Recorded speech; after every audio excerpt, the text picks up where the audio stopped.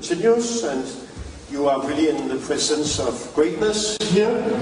Next to me is Jacque Fresco.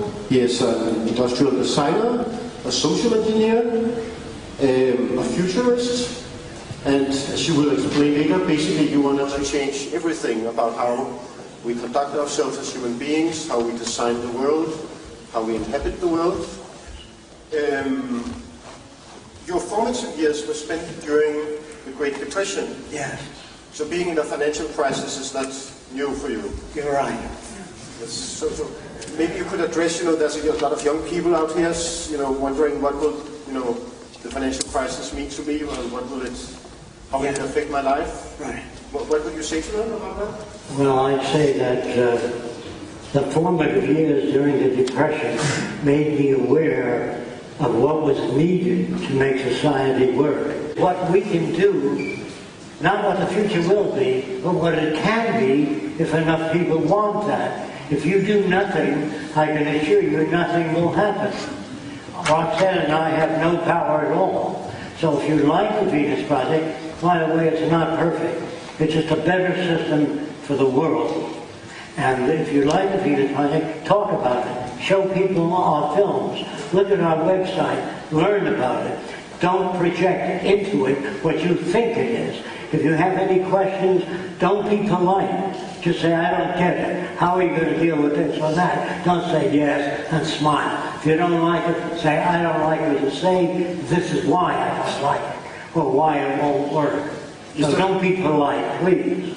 Please give an applause to Mr. Fresco, a revolutionary of our times, and full of brain power. Thank you.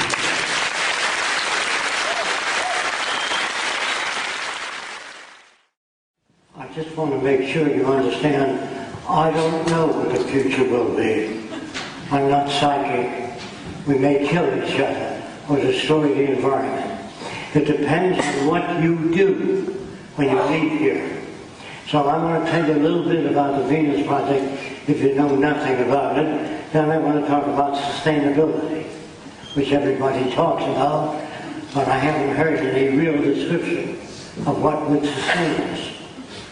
The Venus Project maintains that if we declare the Earth, all the Earth's resources, as the common heritage of all the world's people, there'll be no more territorial invasions, no need for armies and navies, no need for prisons or police. This is only necessary in a scarcity-oriented society. We have the technology and the brains today to solve most problems. We have more than enough resources, but we have to do certain things that may not please the establishment. So when the establishment uses the term sustainability, it means for them. So the word sustainability has very little meaning because everybody, all doctors, make a lot of money treating cancer. So what's sustainability? If you cure cancer, then standard of living goes down. So you see, there's advantages to some people in human suffering. Psychologists deal with people that have problems. But if you raise children in a sane society, there are no problems, except genetic damage. And in that case, they're health. So there's no problem. Any psychologist that would adjust you to this system has to be stupid. Any psychiatrist that would do that. Any major in psychology is wasting their lives. Because many professions are going to be phased out. It'd be very easy to make a lawyer. It'd take about an hour and a half and a laptop lawyer. So if you want any questions answered, that's going to be done in an hour and a half. Medical diagnosticians, people say that deal with skin diseases, like a dermatologist. When you go to medical school, they show you pictures and in reality different skin diseases. So you've got to remember the images. If you look at a skin disease that's new, you go like that means I'm not quite sure what I'm looking at. So you call another doctor and say, what do you make of this? So all you have to do is photograph every known disease and then use a scanner, and give you the latest treatment. You don't need dermatologists anymore. You can phase them out. So if you're studying medicine, we should talk after the session. So there's a lot that can be phased out. In fact, we can phase out 80% of the professions. There'll be no businessmen in the future if we make the future. There'll be no stockbrokers. They do nothing. They add nothing to the world. There'll be no politicians. Politicians don't know what to do. They're businessmen and lawyers. They have no idea how to solve problems. Don't take my word for it, but ask any politician, how do you prevent automobiles from hitting each other? And I don't know. How do you prevent nations from wanting to kill one another? I don't know. How do you decrease crime? You put up a sign, say no to drugs? That's some idiot wrote that. As long as there's money in it, they'll sell drugs. Hey, you may not agree with everything I say. I want to say this, that human beings sometimes fear machines and technology. It's not technology that pollutes the world, it's man. Men dump stuff into the ocean. Men pollute the air for profit. Men dump waste into the oceans and the fields. It's humans that kill each other, mostly in the name of God. Do you believe in God? Which God? My God or your God? And if somebody else's God, we get shot. So all of you are brought up to believe that certain things work a certain way. That's not true. They maintain control over you by managing news and making you alike. And you keep using the term individuality. There's no such thing. If you met an individual, you couldn't talk to him. You wouldn't know what the hell he was talking about. Or she. So women are given a particular role in this country. When you give a baby doll to a girl, you're already programming her. When you tie a big bow in her hair, you're programming her. So women in the future will pick whatever the hell they want. Electric trains, not necessarily a baby doll. Wiping the baby's ass is no real great career. In other words, they try to get women to believe in having children. You know, children are a pain in the ass in most cases. They're not pleasant. They can't say anything new. They require a lot of your time. You can't travel. You can't do a lot of things. So the population in the future will be diminished. Now, a lot of you believe, well, I like to have my own children. I want my name going into the future. See? Now, if you had a child, say 11 years old, and the hospital called you. Can you hear me back there? And the hospital called you and said, we gave you the wrong child 11 years ago. You're not going to turn it in. Don't you see that all children are about the same? They all say about the same things. And a lot of people think that some children are born lazy, some are born productive, some have criminal tendencies. All that is bullshit. Children reflect their culture. If you were brought up in a world today, say the headhunters of the Amazon, say you were brought up there. If I went into your dad's hut and said, doesn't it bother you to have 10 shrunken heads? He said, yes, my brother has 20. So, is that bad? No, that's normal to where he's coming from. If you're brought up in a Nazi culture as a baby, Heil Hitler, Deutschland over alles, Germany above all, you become a Nazi if you've never seen anything else. So I'm saying no one is to blame for whatever they are. They're culture bound. And all our habits and beliefs are shaped by our culture, even our language. And nobody invented language. And the language we learned in school is thousands of years old. That's why it's difficult to talk to people. Language, and particularly the Bible, is subject to interpretation. When you read the Bible, somebody says, this is what Jesus meant, and another guy says, no, he meant that. And the third person says, you're both wrong. That's why you have Lutheran, Seventh-day Adventist, Catholic, because the Bible is subject to interpretation. So is our everyday language. It's a terrible thing to give people a language that's subject to interpretation. You say things to them, and they come out with something else, totally unrelated, and you think maybe there's something wrong with them. There's something wrong with our language. The big problem is, can we develop a language that's not subject to interpretation? Mathematics isn't subject to interpretation. Structural engineering isn't subject. Chemistry isn't. You talk to a chemist in France and give him a formula, he turns out the same thing. If engineering was subject to interpretation, you couldn't build bridges. Do you understand that? You can handle people if the language has general meaning. That's why lawyers exist. They can take language and twist it around, do whatever they want with it. You can't do that in technology. You can't twist mathematics. You can't twist chemistry. So I'm saying the language we learn is improper for developing a sane society. And sustainability is a word that has little or no meaning. Sustainability to the medical profession is people get sick and they come to the doctors and make more money with it. Well, that's sustainability. But if you make automobiles that are self-repairing, or electric circuits that are self-repairing, the people that repair electric circuits in this system will get mad at you. So it's not sustainability for that. So when you use the word sustainability, what the hell are you talking about? When we use the word in the Venus Project, we mean the well-being of all the world's people, not a selected few. Now we have more than enough energy, more than enough resources, so everyone can live better than the wealthiest people today. I know it's hard for you to imagine because you've never known anything like that. But do you know there's over 2 million cars, automobiles a day outside of factories for 8 hours while the people are at work? What if those automobiles were used by people that came out of the factory and drove them away? You'd have 10 times as many cars available all over the world. Then you have freight yards with freight trains, hoping that business would be good next month so those freight trains would be working. In a balanced load economy, everything works for everybody. There's nothing sitting around. Now, when you design a factory today, the minute you build that factory, the land value goes up.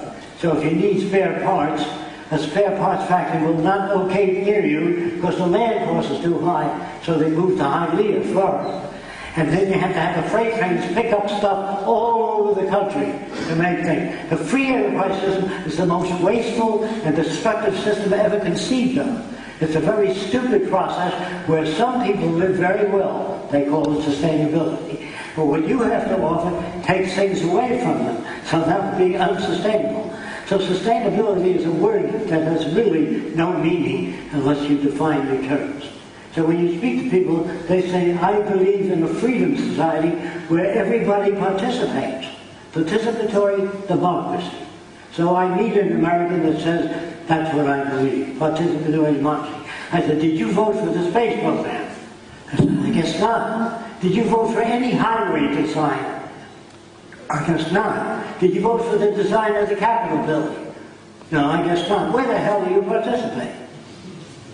You don't vote for anybody. They put the people up there for you to vote for. You don't pick the people because you don't even know there's such a thing as that. So the system you live under is basically the one that creates the problems. So when Obama became elected in the States, they figured he'd do something new. He wouldn't even make it if he was that different. He had to say things that people identified with to get in. And if you do that, you can't change people. You can only change people by offering new ideas. When Edison came out with the electric light, some of this stuff was stolen, some was original, some were made by the people that worked for him. He didn't do everything. And no invention is completely radical. And there are many people doing research on cancer. Let's say you do research on cancer, and you find out 100 things that don't work. That's useful too. So I read this book, and 2 years later I come up with some help for cancer, and I get a Nobel Prize. What about all the other people working on it? They work just as hard as you do. Giving a person a Nobel Prize discourages other people. You don't have to do those things. When people are properly educated, they feel good because they can add to cancer or add to the control of heart disease. They don't work for money. When people work for money, can you really trust them? I got just the car you're looking for. I got just the house you're looking for. All this is bullshit. And the kind of world you live in is essentially bullshit. And that's what it's made of. And there are no...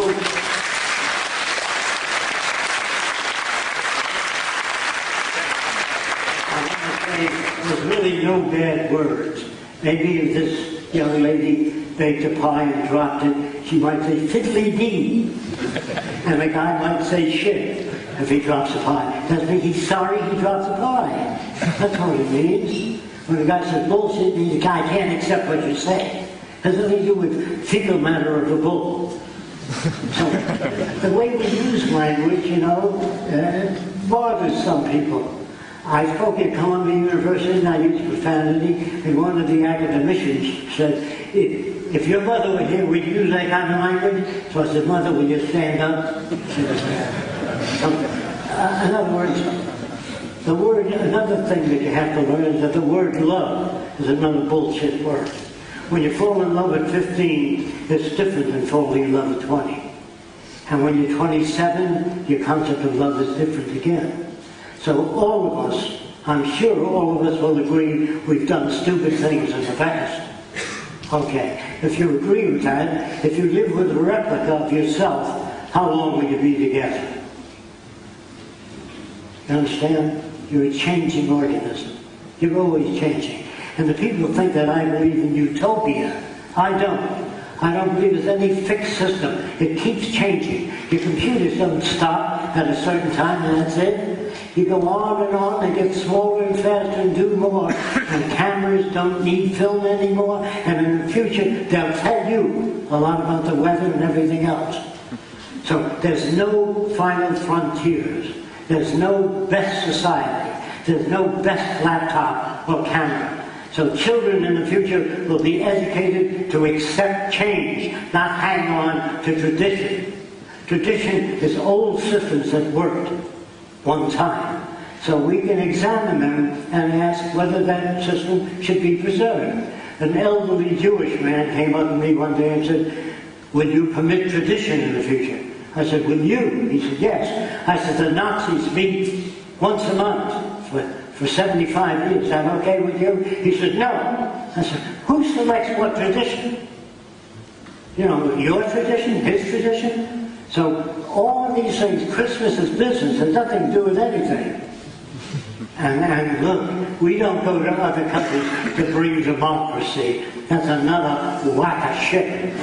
We go there for their resources, their oil, their cheap places.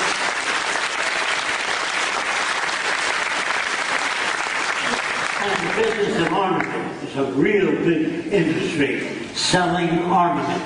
So war is good business. I had a friend that was a pilot in World War I. He told me he flew over German munition storage systems and he was ordered not to bomb it.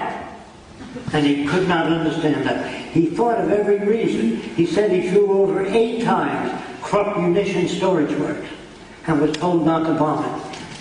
He was so confused. When he got out of the army, World War I, there was a book called Arms and the Men. I'm sure none of you have ever even heard of it. Everybody ever hear of the book, Arms and the Men? It was pulled out of most libraries. It was written up in Fortune magazine in America. The whole article, how DuPont had shares in I.J. Farker. That's why I was ordered not to bomb it.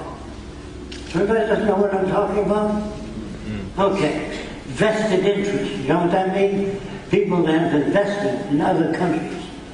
They don't want that country bombed. So it's very difficult to have a war that's sincere. Most wars are for profit making. In fact, I should say, all the wars that I know of are for profit making. Now, a lot of people come to me or they come to our center and they say, this is their words, not mine. Why are these goddamn North Koreans building rockets?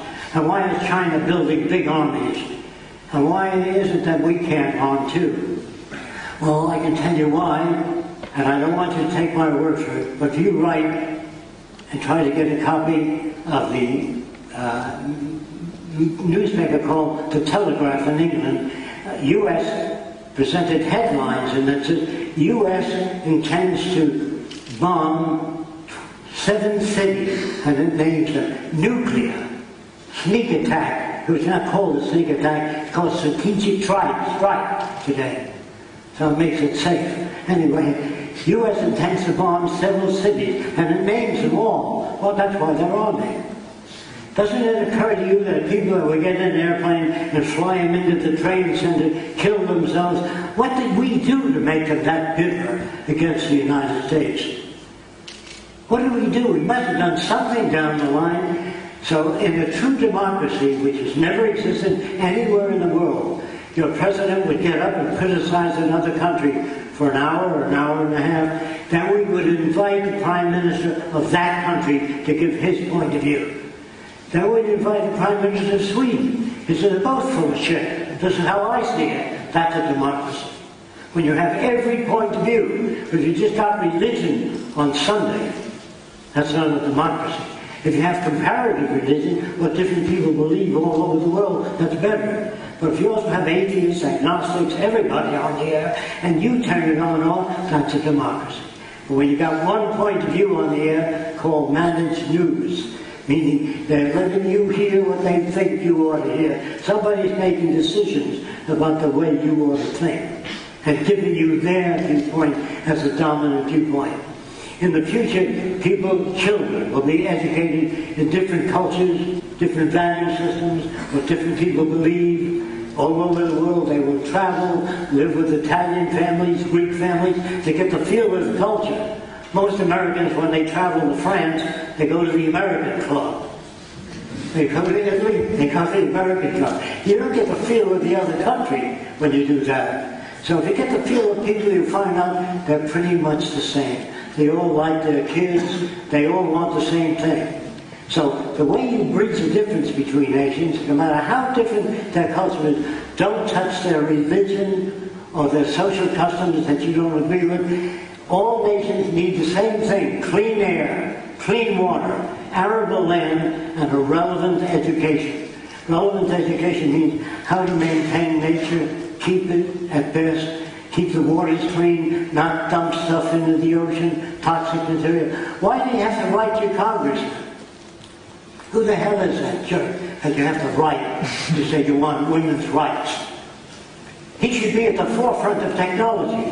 When you fly in an airliner today, you don't have the right to pilot and say you've been flying at an angle for an hour and a half, straighten up. He knows his business. That's why you don't have to write it. And the navigator knows how to take you to Hawaii. But if you see icebergs coming up, you don't have the right to pilot to say, where the hell are we going? Who are these jackasses you have to write? They should know more about the future, about training, language, different customs, and be at the forefront of technology. That's what you do when you go to a doctor. You don't know enough about medicine. When he says you have cancer in the 5th lumbar, you say, what's that? And he shows you on a chart. So we have many people in government, politicians they're called, and they say things people like to hear. They say that because it's the only way they can get elected. Because they say most of you are wrong in the way you brought up. They'll never make it. You understand that? So politicians say things people like to hear. If a politician discovered that the earth was round, if you want to get along with people when they all believe it was flat, you can say, folks, it's a little round and a little flat. You can get along with most people. It isn't the business of science to get along with people.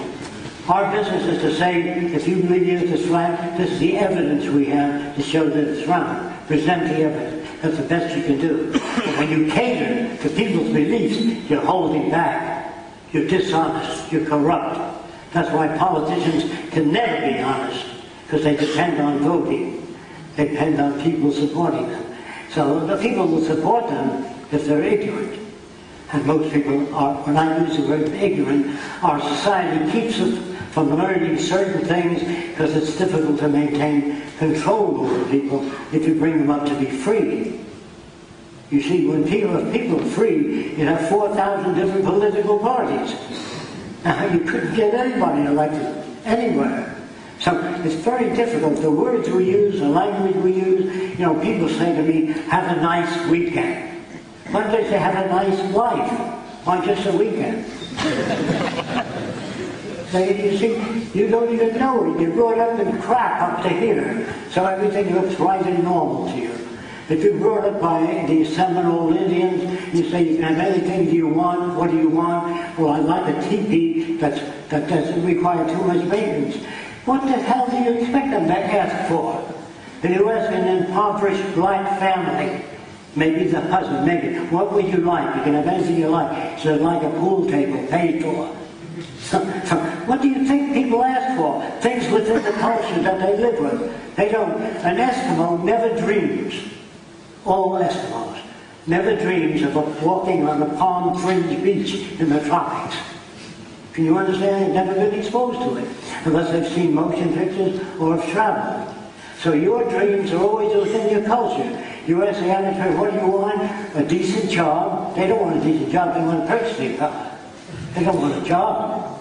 They want access to the necessities of life. So nobody, or very few people, drive the kind of car they want. They drive what they can afford. Very few people live in the kind of house they want to live in. They live in what they can afford. So what the hell's a democracy?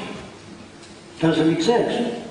Your choices are dependent on your purchasing power. You understand that, I'm sure. You can't go to the best doctor. You can go to the best doctor you can afford.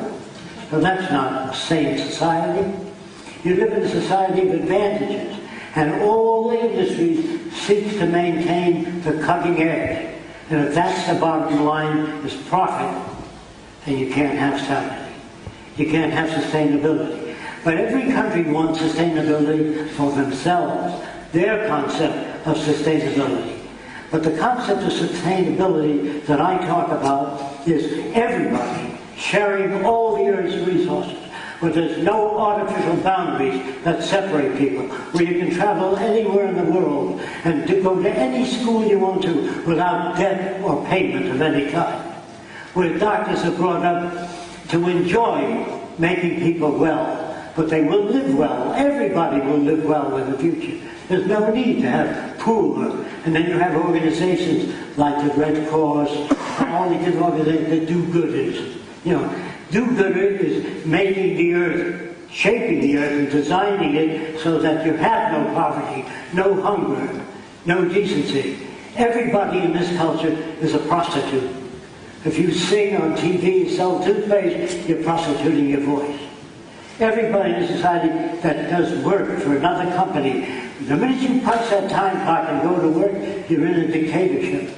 The boss doesn't say, would you like a 3-week vacation, a month, or what would you like? Would you like to spend more time with your family? I haven't met any bosses like that. So when you go to work for a company, it's a dictatorship. If you type for 20 years for some corporation, then you retire, you know what you got up here when you retire? Corporate letters.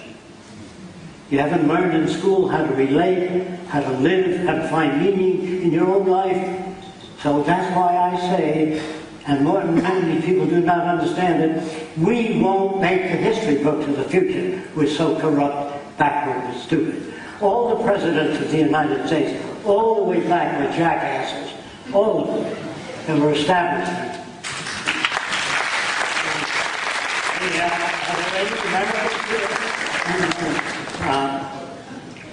People in political office are put there to keep things as they are.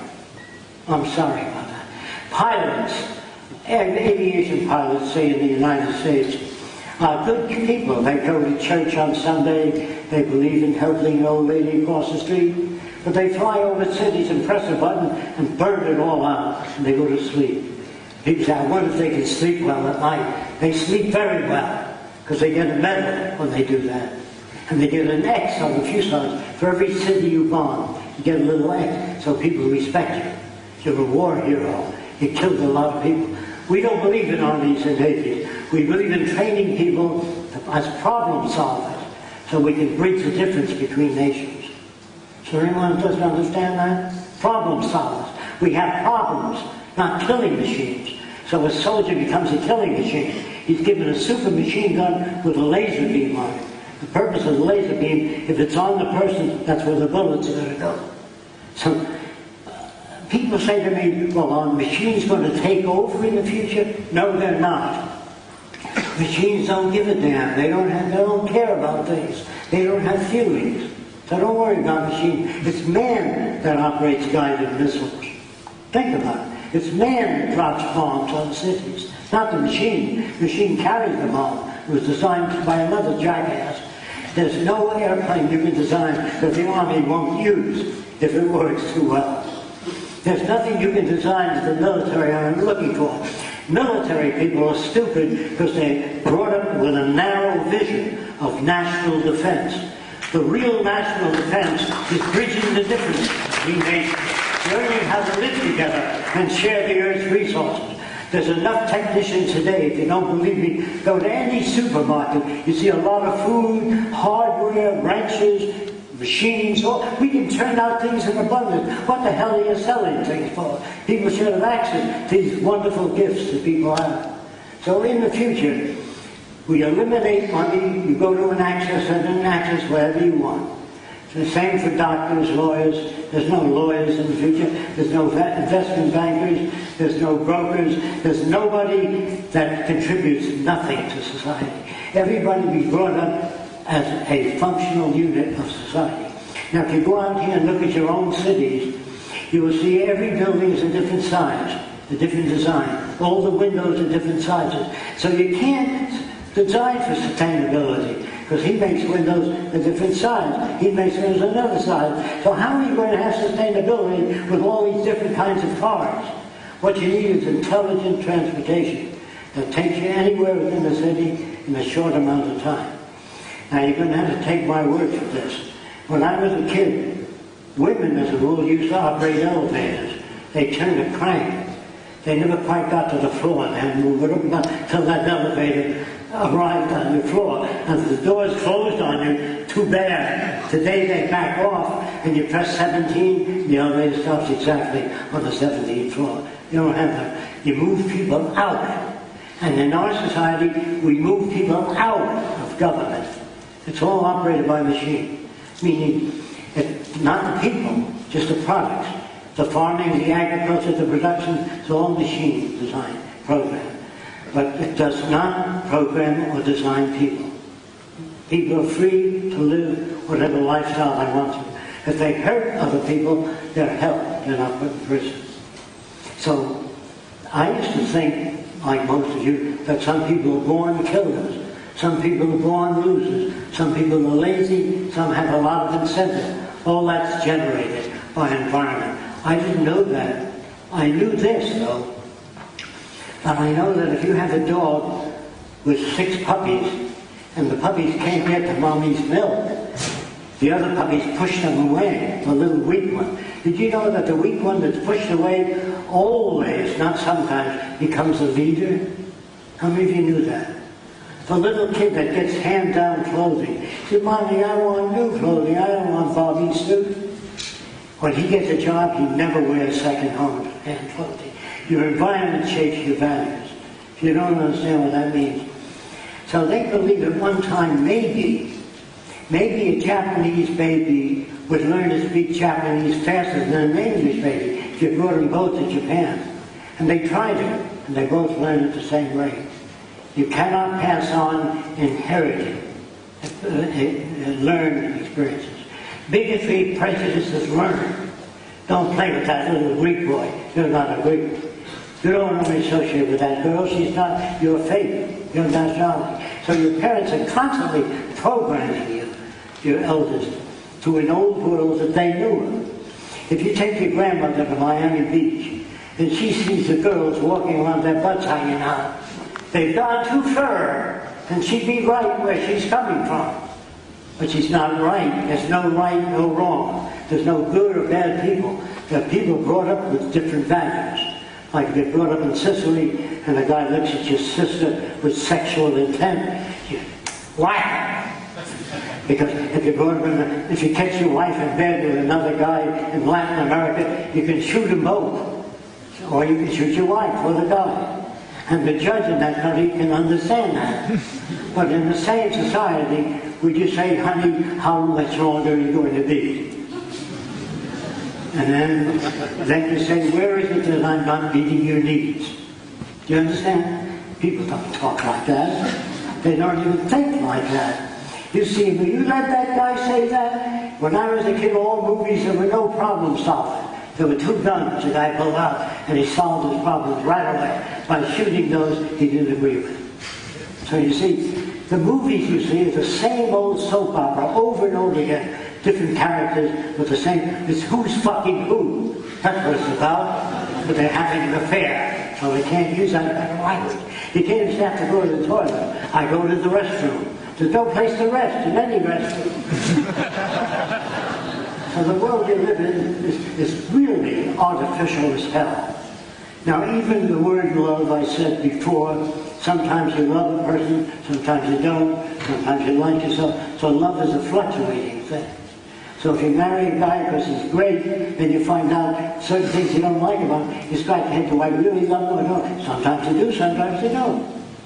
Depends on what he does. So you see, it's the same for women. If you believe in romantic love all your life, the guy's going to be wonderful. The guy with the golden hair, the guy that rides a white horse, you get that from movies.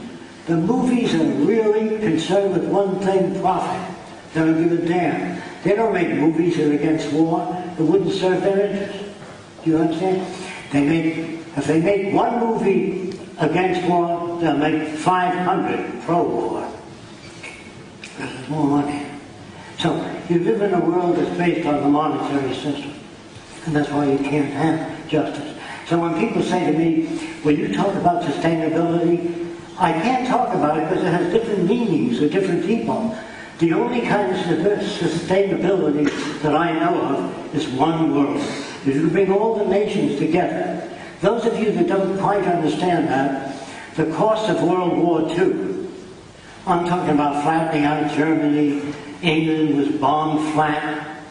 And all of those costs, knocking out the museums, veterans' payments after the war, could have housed everybody on earth, could have built hospitals all over the world, and give every research lab whatever the hell they needed. What a waste, what a form of stupidity. 400 ships on the bottom of the sea, loaded with copper, brass, tungsten, all these valuable things sunken. We won the war. We lost a lot of resources and human beings for no reason at all. We keep going to war. It never seems to stop. Why is that? Because there's a lot of profit in war. When you own a factory that makes airplanes, you make a lot of money. That's why I said, in times of war, if there was total conscription of men, machines, and they told you to buy war bonds, that'll bring Johnny home faster. Well, if money and your bonds bring Johnny home faster, why not conscript all the money of all the banks and bring Johnny home faster? Because there's no profit in it.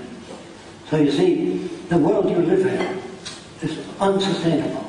It's going to run into jams all over the world, continuously. Now, bankers like to lend you money at interest.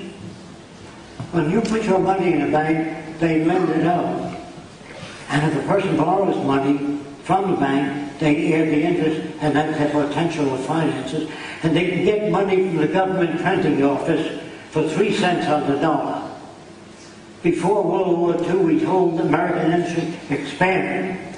And they said, hell no, what are we going to do with the big plant after the war? So they taxed the American people, their money, to expand all the war plants, then gave it to them for 3 cents on the dollar. The American public really got shafted. They're not allowed to use that symbol. But they don't even know they're shafted. They think somehow government money is used. They don't know that government money is your money. And the government lives on your money. But they try to condition you to think they're great politicians. Well, that's part of the crime. So that's why I say we won't make the history books in the future. The people of the future will be so different. The children will never be given books like Cinderella or Dickie Dare and the sheep on the way. I met a cow, the cow said moo moo, then I met a sheep, it said ba ba. Well, that's, if you fill a kid's head with that kind of crap, what do you expect? And you fill him with religion, God loves you. And when a hurricane comes, it doesn't go over the church, it blows the church away too. And if the bus full of nuns, it doesn't go over or around that bus, it blows that bus away. It says the will of Allah.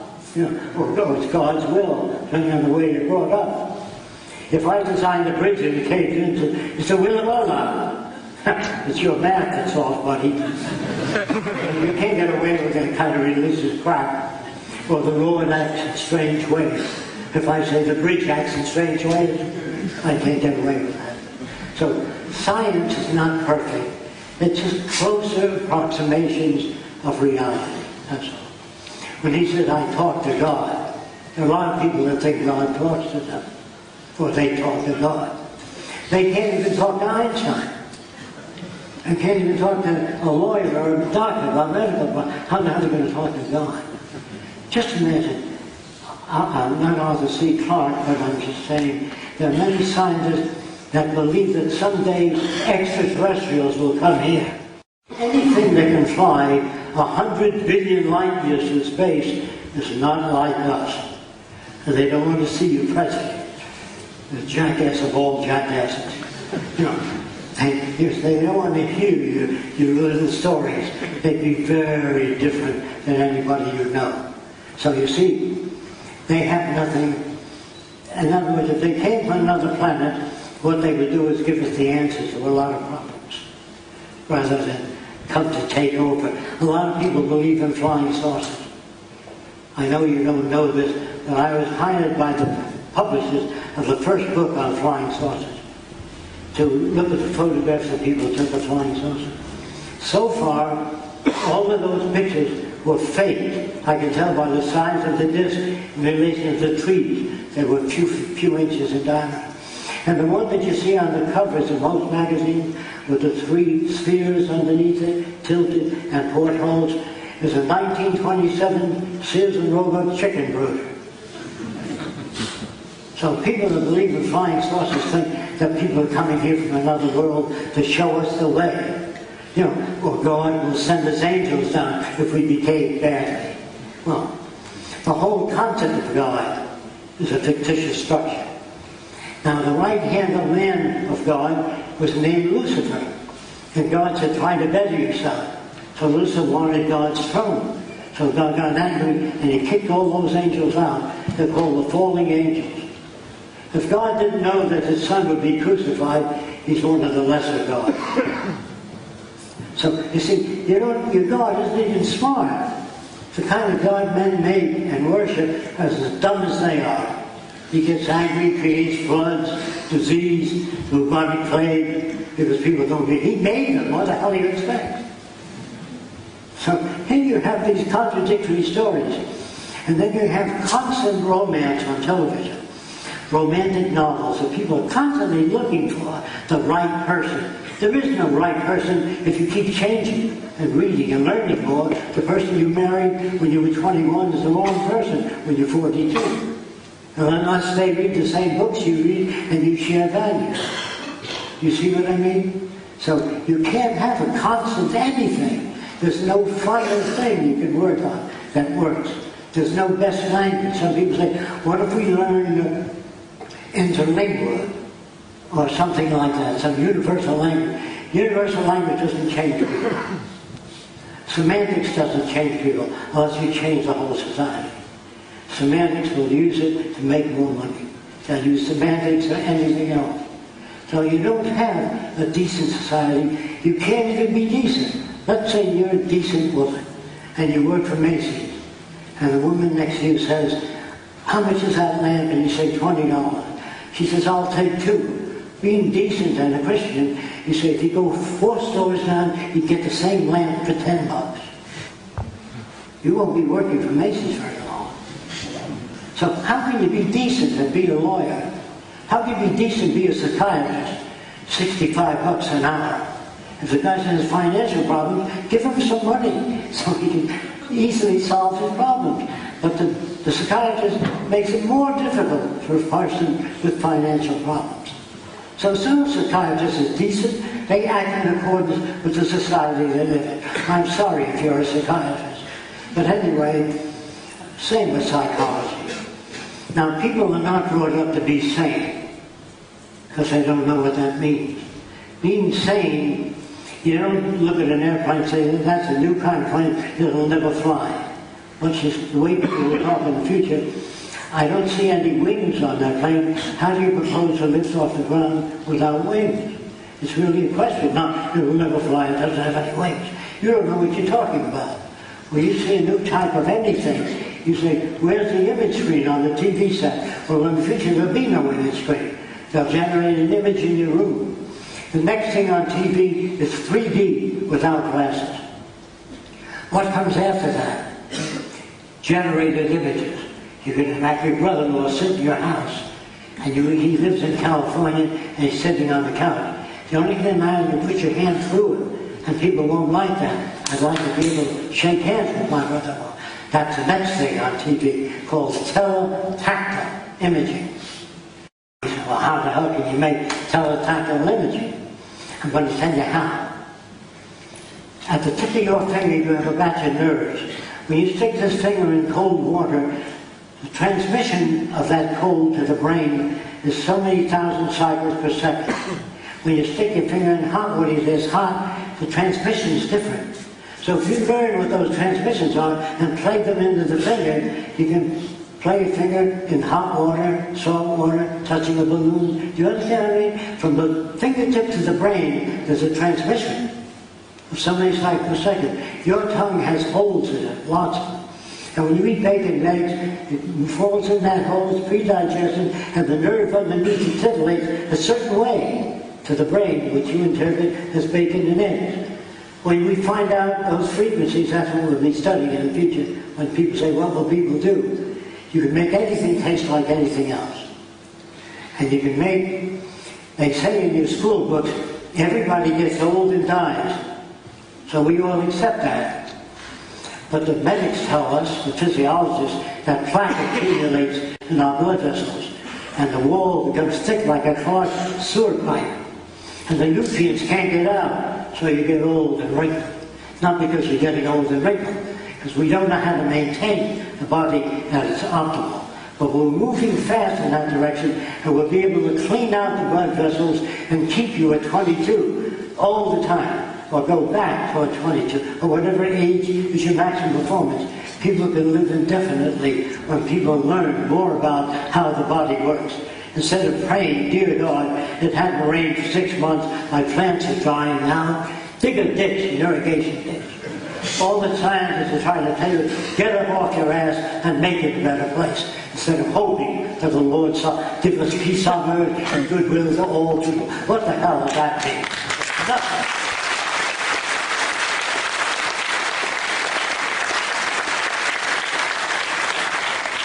You give lip service to religion.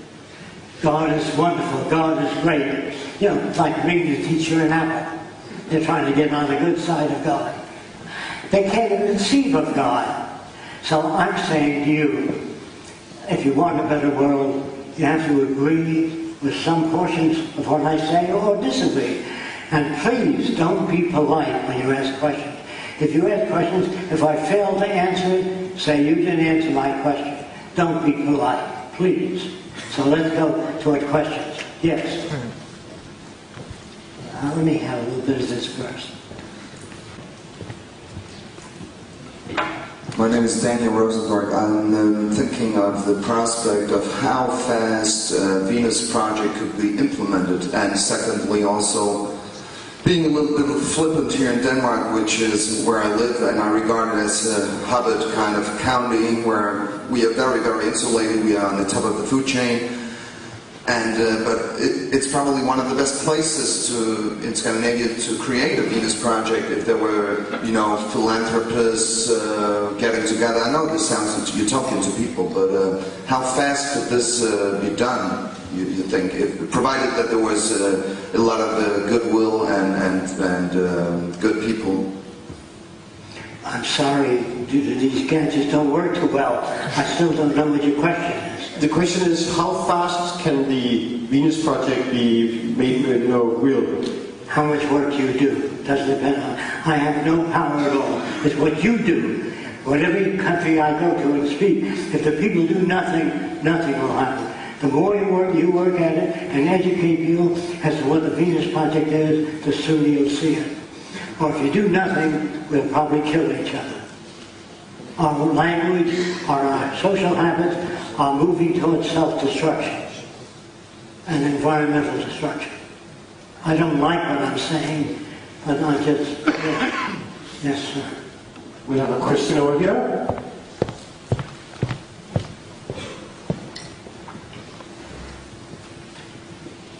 Hello, my name is Marius Boudou. I was wondering, you talked about the current definition of sustainability where it just means that the people in power get to stay in power and keep the system the way it is. That's what they mean by sustainability.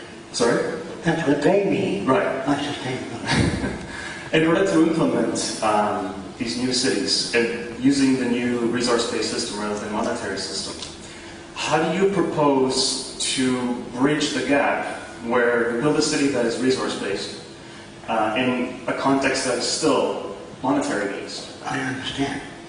Years ago, when I first was designing this system, I asked myself, that's what thinking is, talking to yourself. I asked myself, how are we going to change all these people? They have different values, different customs, different language, different interpretations. So that's the time I joined the Ku Klux Klan in Miami. The reason I joined to see if I could change them. So I dissolved that organization in a month and a half, alone. Then I joined the White Citizens Council. The White Citizens Council hates foreigners, all foreigners. So I joined that organization. I dissolved it in 1 month. Then I asked some questions in New York. What are the most backward people in the area? They said, the Arabs. I said, what makes you think they're backward? That group still believes the earth is flat. Not all Arabs, the group they would talk about. So I said, boy, if I'm going to try to change the world, I've got to change them. So I called up the lead Arab. He said, want to know whether I was an Arab? And I said, yes, I'm not an Arab. But that's to gain entry. So he said to me, where was your father born? And I gave him places that he would accept. So he says, come and saw me, which means come and see me. So when I came to see him, he said to me, you believe the world's round? I said, yes. He went, in his language, that means it can't be round. You're wrong. So he held up his hands like this, and he said, Jacque, if world he round, man fall me down here. All the water, he fall me down from the world. There'd be no ocean, nothing. Kept pointing to his head, and how smart he was. So I figured I have to get to that guy if I wish to change the world. So I gave him a rubber balloon, and I rubbed it with fur, and I put cornflakes in his hand, and told him to hold him away from the balloon. Those of you that don't know this, if you rub a balloon with fur or rub it fast, you generate static electricity, and then suck the cornflakes up to the balloon. So all the cornflakes jumped out of his hand up to the balloon, and his jaw hit the pavement. He said, world he imagined? I said, yes. And he explained that to all the other Arabs. In an hour and a half, they accepted the fact that the earth was round.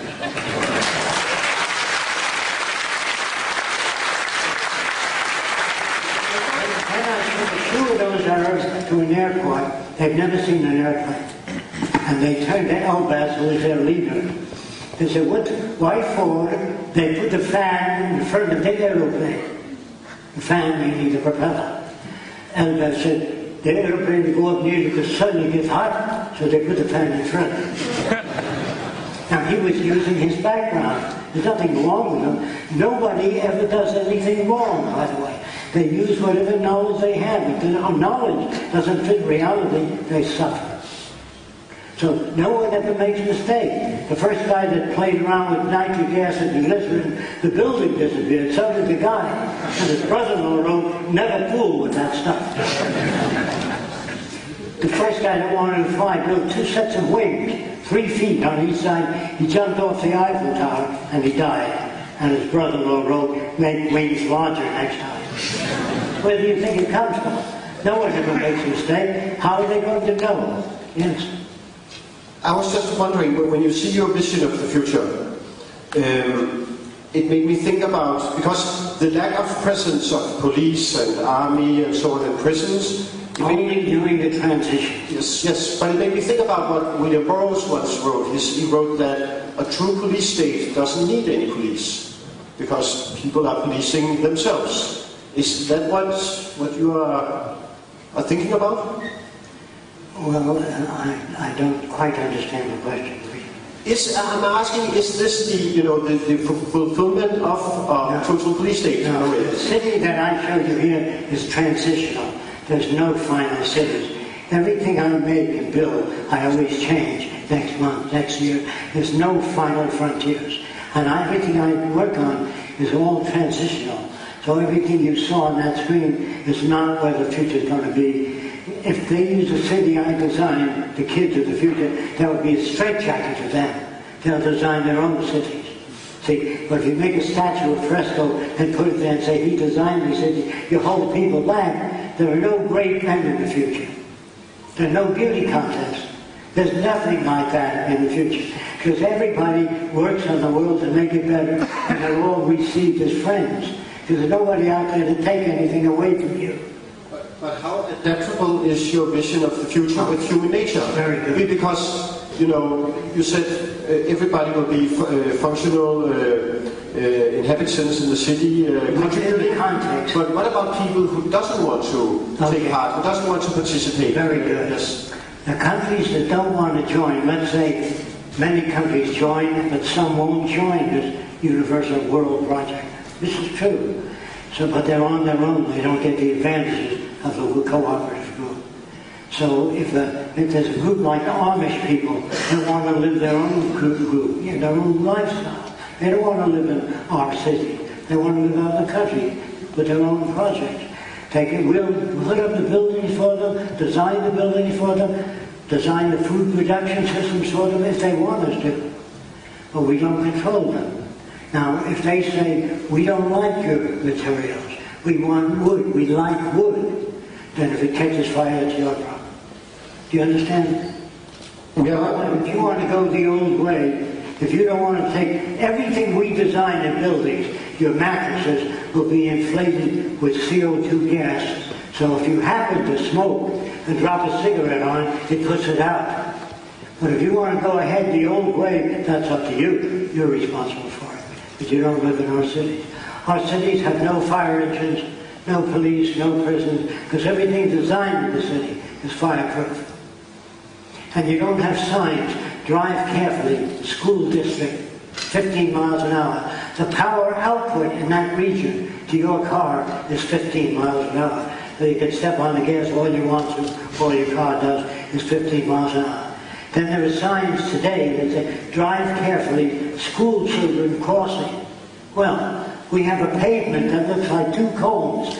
When the kid presses the button to cross the street, the pavement turns up like that, so no car can hit a kid. Do you understand what I'm getting at? Not a sign, be nice, be kind, be careful. No, you're building in the city system.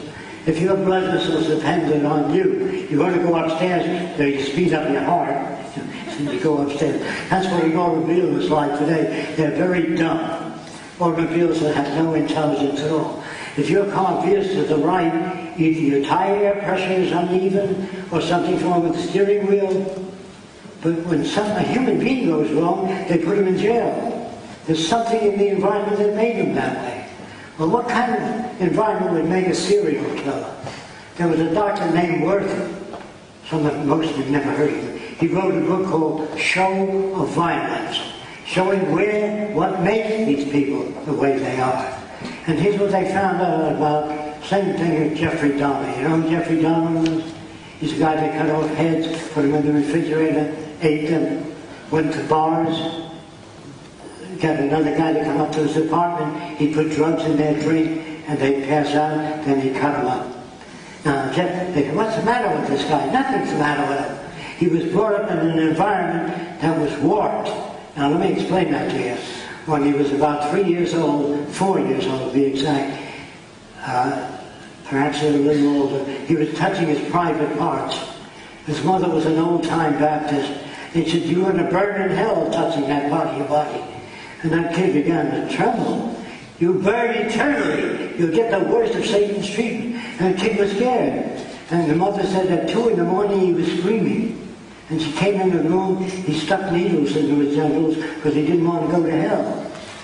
And he used to take minority kids into the woods and try to cut their genitals off to keep them from going to hell. What do you think they do when we get mad at the Japanese? They show you Japanese with crooked teeth, bayoneting a pregnant woman and pulling the bayonet up, and listening goes up 75%. You have to show them as evil people to get the listening high. So that's all you do, is you run movies and show Japanese gang raping a white woman in Samoa, whatever the hell. But they do that, and Japanese are just like us. Some are good, some are evil, some commit crimes more so.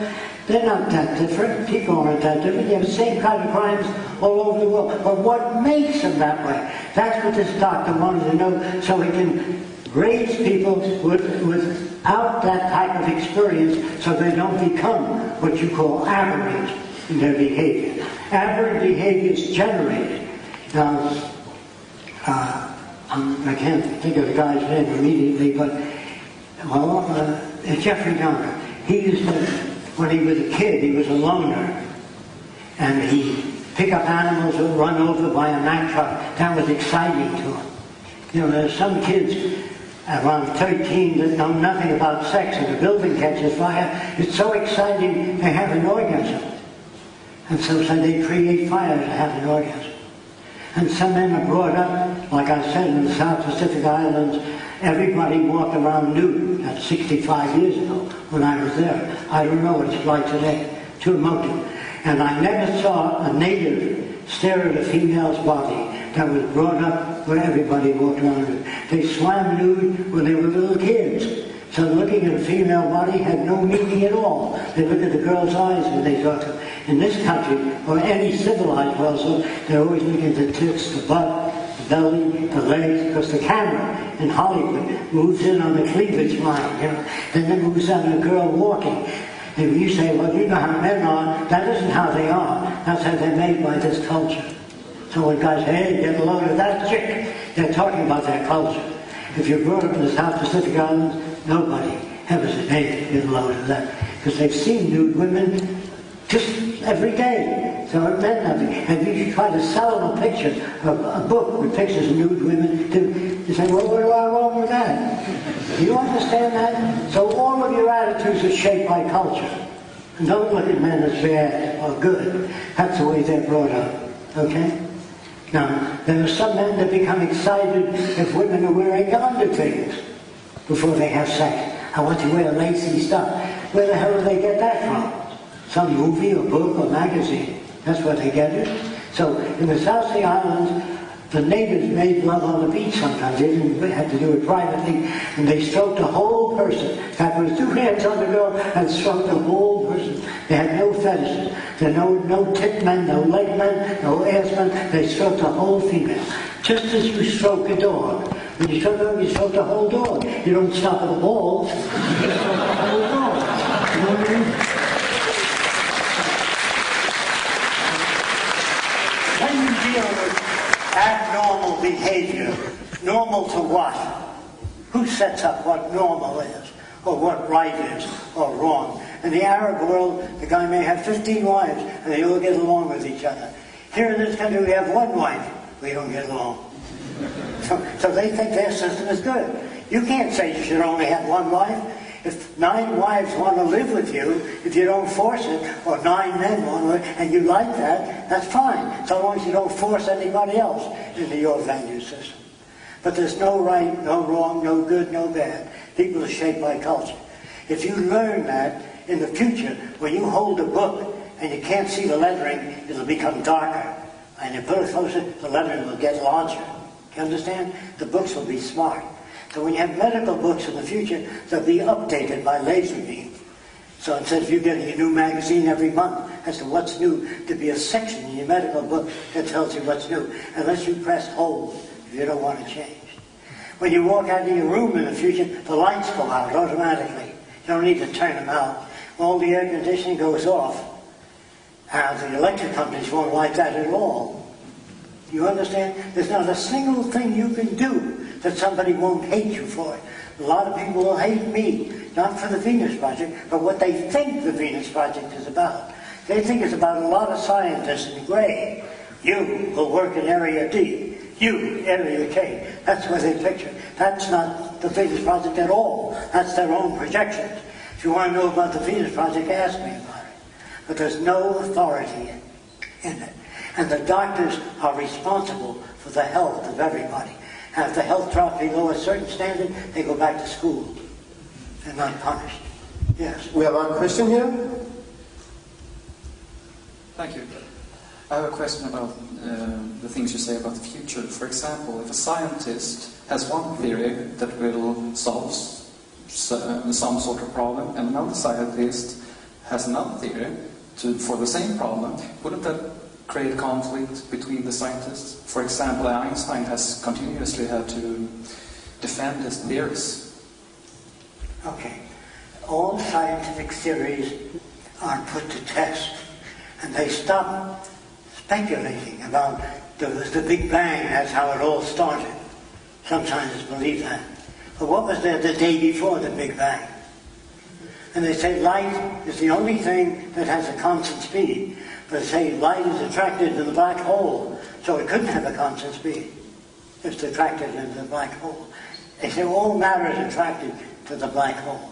So you see, scientists have theories, so you have in the book, it says, this is one theory, this is another theory, this is another theory, whichever you accept. Or you say, I'm going to hold it in advance. I think it's too early to accept any of those points of view. We don't know enough about it.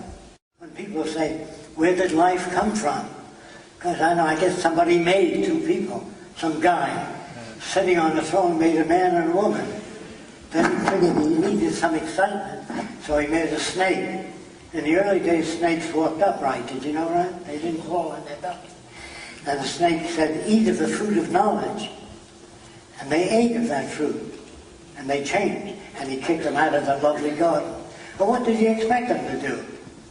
So if you have children, you try to make them smarter than you. Why didn't God do that? He made so many dummies. He must have been one of the lesser gods. So you see, everything that you've learned, better yourself, make a lot of money, have a nice house. But they never teach you in school how to relate, how to communicate with others, how to share values with others. They teach you how to make a living. You become an optometrist, he becomes a physicist, you become a structural engineer, he's an architect. But in the future, none of that. Everybody is trained to be a generalist, so they understand different cultures, different values, how we get to be the way we are, so no one can ever use you for war or killing anybody or hurting anybody. Prisons will not exist in the future. We now know enough about human behavior to engineer an environment. Don't let that word scare you. In other words, instead of people moving into new cities in the future, if normal people moved into new cities, they'd louse up the cities. So before they move in, you go to an orientation center. Don't let that scare you. Here's what it means. Before you fly an airplane, anybody that flies here, they put you in a dummy plane first to see if you can understand how the controls work. Then they bring you over to a real airplane and they show you how to check the tire pressure, how to make sure there's no water in your fuel tank.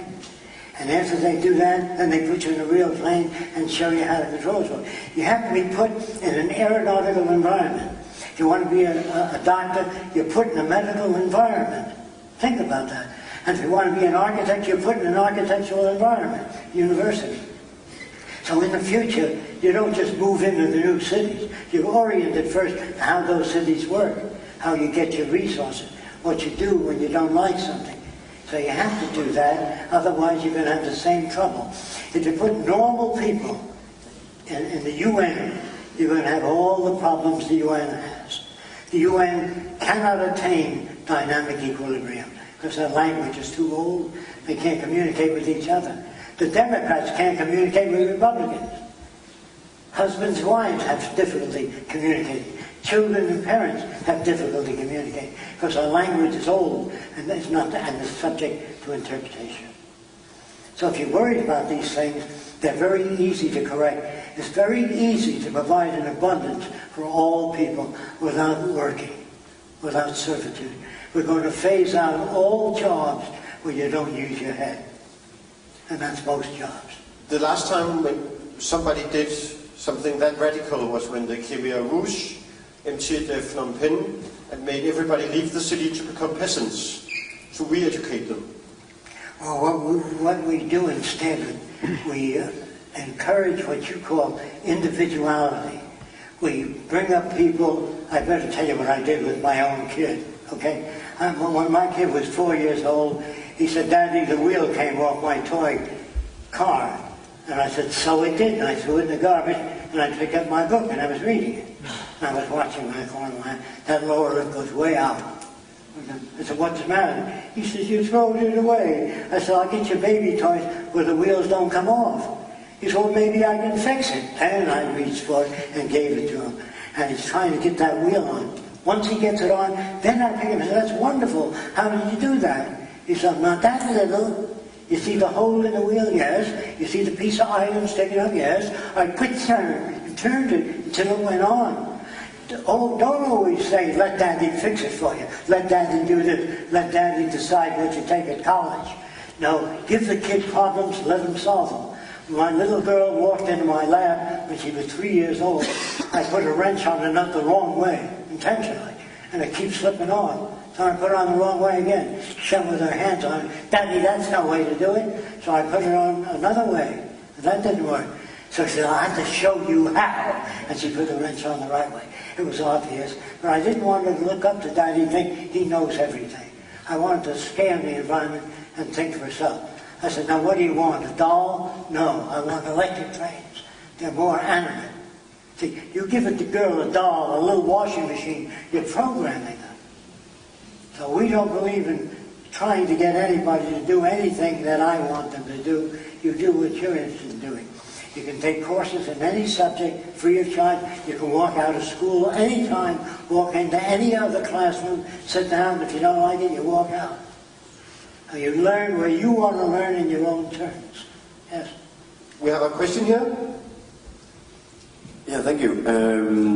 I'm not sure if I understand you right, but it seems to me that in this vision that you're describing, there is a little bit of the Enlightenment ideals, that whole vision that through the application of logic and empiricism and reason that we can reach. It's not logic that we use.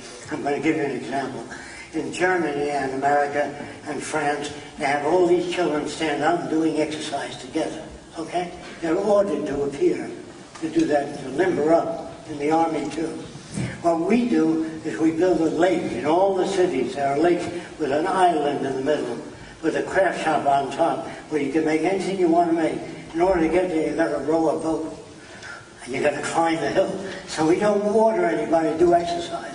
We build it into the environment. Do you understand? The books are placed at a level where you'll be reaching. So you'll be moving in all directions instead of going like this all day with all the other kids. That's trying to dictate behavior to generate healthier bodies. Yes? I think we have time for one more question.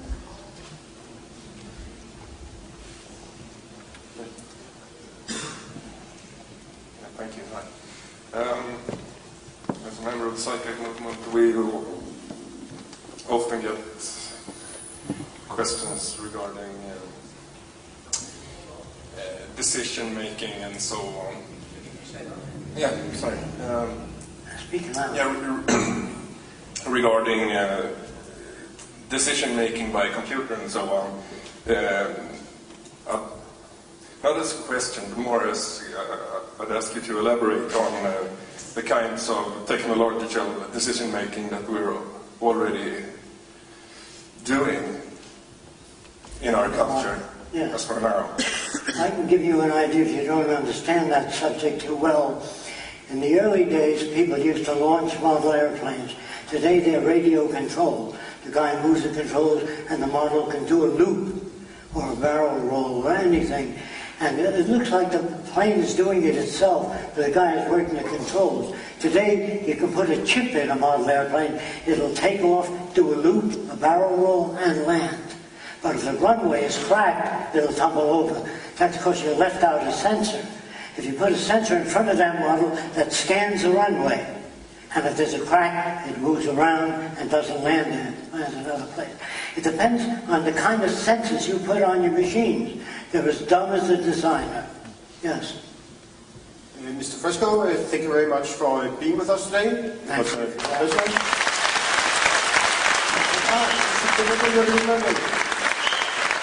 Thank you.